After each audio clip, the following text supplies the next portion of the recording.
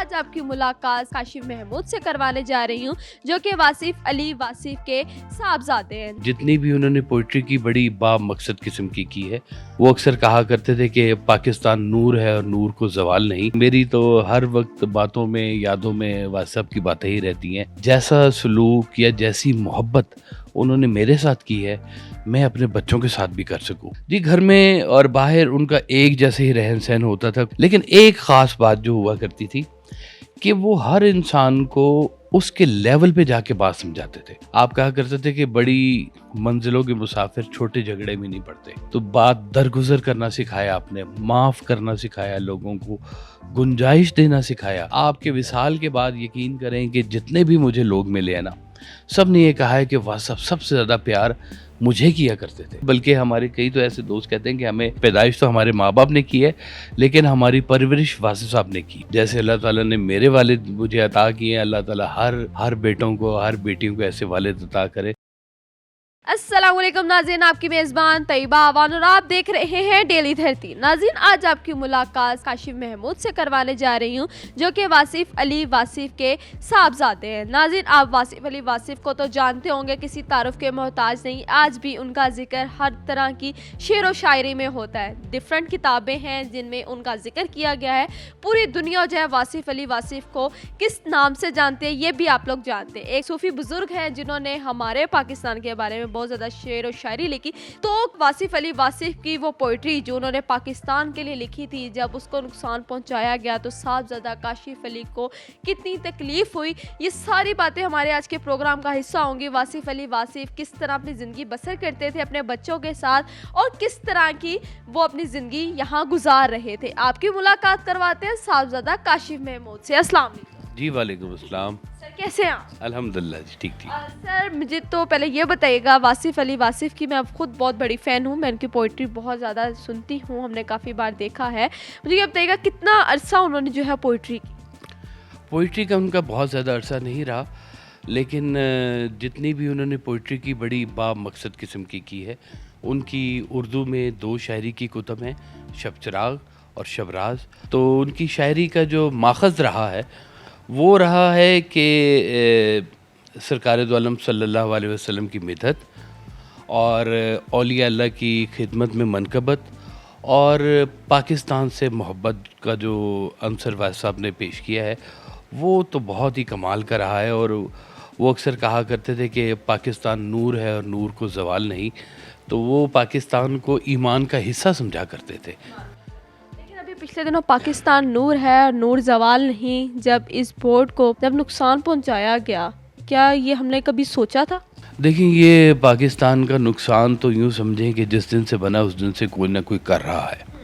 और ये जब मार्शल लॉ रहा हमारे मुल्क में और तोड़ फोड़ होती रही हमारे मुल्क में, और ये सियासी जमातें आपस में हमेशा से लड़ती ही रही हैं और जमहूरियत का निज़ाम हमेशा से दरम बरम ही रहा है, लेकिन इसके बावजूद भी पाकिस्तान कायम है। और हमारे बुज़ुर्ग फरमाते हैं कि पाकिस्तान रहती दुनिया तक कायम रहेगा इंशाअल्लाह ताला।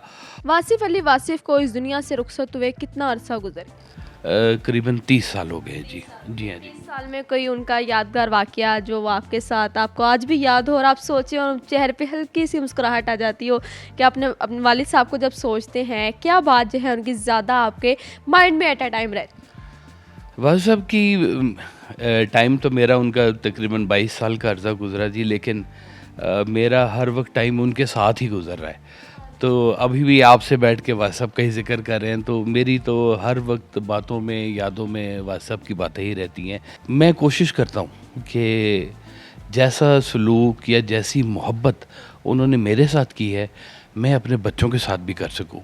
जिस तवज्जो से उन्होंने मुझे या मेरे बाकी बहनों को जिस तरह से रखा। कितने बहन भाई हैं आप? जी, मैं एक भाई हूँ और 3 बहनें हैं जी मेरी, 3 छोटी बहनें हैं मेरी। तो अल्हम्दुलिल्लाह सरकार वासिफ साहब ने सबको बहुत ही मोहब्बत से रखा, और मेरी ख्वाहिश होती है कि मैं बहनों को उसी तरह से रखूँ जिस तरह से वालिद साहब ने मुझे रखा या अपनी बेटियों को रखा। किस तरह के थे वो? किस तरह बच्चों को आपको टाइम दिया करते थे, आपकी बहनों को टाइम दिया करते थे? घर में उनका रहन सहन कैसा होता था? जी, घर में और बाहर उनका एक जैसे ही रहन सहन होता था, कोई दो नहीं होते थे भाई साहब, लेकिन एक ख़ास बात जो हुआ करती थी कि वो हर इंसान को उसके लेवल पे जाके बात समझाते थे। अब जो बड़ों को समझाने वाली बात है उसका लेवल कुछ और होता था, लेकिन अगर बच्चों को कोई बात समझानी है तो आप कहते थे देखो बच्चे नहीं बड़े हो सकते, आप बच्चों के लेवल पे जा सकते हो क्योंकि आप वहाँ से गुजरे हुए हो। तो भाई साहब बहुत खुले मिजाज के थे।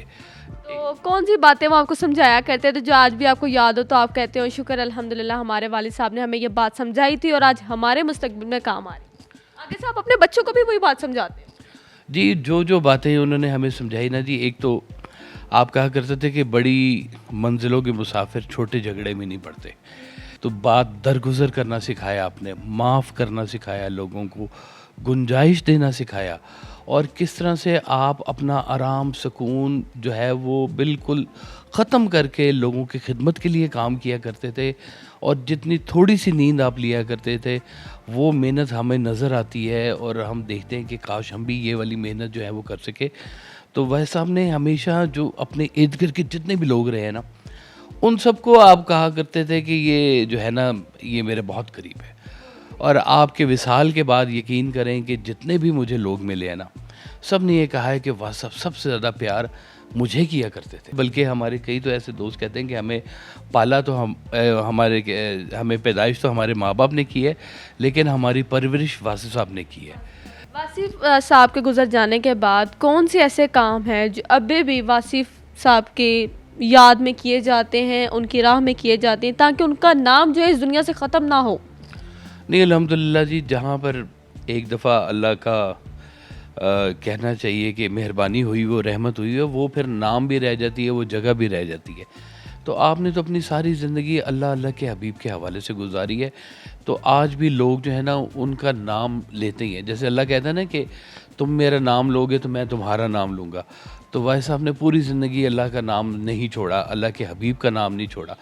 तो हम अभी काम कर रहे हैं। उस दौर की महफ़िल जो रिकॉर्डेड थी हमारे पास, वो महफ़िलें अब हम ट्रांसक्रिप्ट करके किताबें बना रहे हैं। हमारे यूट्यूब चैनल मौजूद हैं, हमारा सोशल मीडिया मौजूद है। और अभी जब वासिफ का विसाल हुआ ना, उस वक्त आपकी 4 कुतुब थी, अब 57 है। ये उन्हीं का ही काम है जो हम कर रहे हैं अभी। तो अभी भी बहुत सारा काम बाकी है जो अभी होने वाला है और हम कर रहे हैं। हम उनके हवाले से सेमिनार्स करते हैं, उनके हवाले से महफ़िल होती हैं।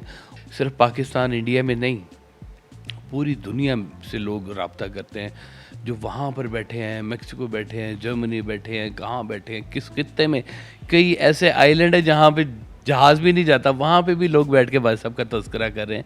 फख्र महसूस करते होंगे आप जब वासिफ अली वासिफ के साहबजादे कहा जाता है आपको, और ये भी कहा जाता है कि वालिद साहब के जाने के बाद उनकी यादें, उनकी चीज़ें जो वो मकसद रखते थे वो अभी तक जारी है। अल्हम्दुलिल्लाह जी, वो मकसद अभी तक जारी है। और मैं तो बिल्कुल कहूँगा कि जैसे अल्लाह ताला ने मेरे वालिद मुझे अता किए हैं, अल्लाह ताला हर बेटों को, हर बेटियों को ऐसे वालिद अता करे। बहुत ही खूबसूरत नाम दे के गए हैं पूरी फैमिली को, बहुत खूबसूरत काम दे के गए हैं पूरी फैमिली को। जो वालिद साहब हैं उनका रवैया कैसा होना चाहिए जिससे बच्चे भी आप तरह अपने वालिद साहब की इज़्ज़त करें, नाफरमानी ना करें, ऊंची आवाज़ में बात ना करें और माँ बाप की इज़्ज़त? देखिए, एक पक्का फार्मूला आपको बता दूं, वालिदैन चाहे सख्ती करें या नरमी करें, लेकिन वालिदैन बच्चों से झूठ ना बोलें। ये मैं आपको पक्की बात बता दूं। तो ये जो आजकल अगर ये कहा जाए ना कि बच्चे जो हैं वो तहज़ीब के दायरे से बाहर निकल रहे हैं, तो उसमें बहुत बड़ा ख़िलाफ़ वालिदैन की तरफ से भी है कि वालिदैन के कौल व फ़िल में तज़ाद है। तो जी नाज़रीन, मेरे साथ साहबज़ादा काशिम महमूद मौजूद थे।